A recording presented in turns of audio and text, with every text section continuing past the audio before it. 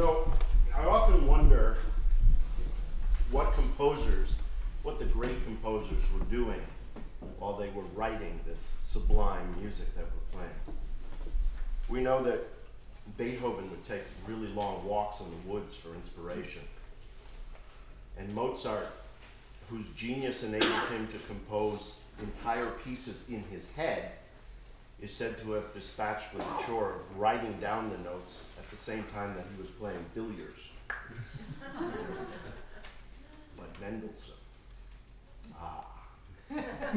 Felix.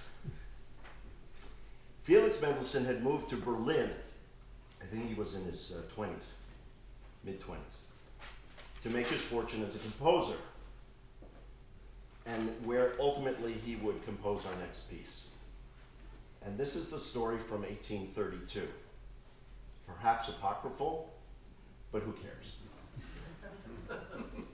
Felix missed his native Bavaria, and not just the woods and the beer halls. He pined for Bavarian dumplings and strudel. And who could blame him?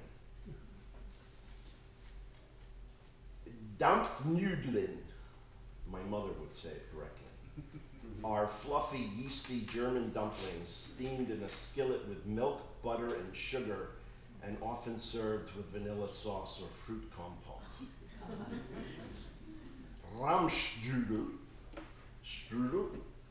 Rahmstrudel is a pastry made with dough and filled with a sweet mixture of cheese and raisins and cream and topped with the same vanilla sauce. So when the father-son clarinet team of Heinrich and Karl Berman, who were amazing in their time, amazing clarinet players, invited him over, they dangled the prospect of dumplings and strudel in front of the composer. Karl, the son, was a noted chef.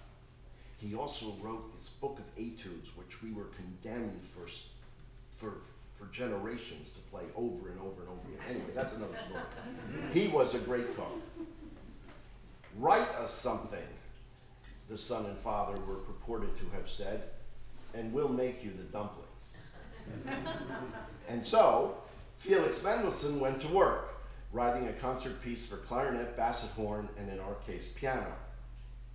And yes, goes the story, he got his dumplings and strudel.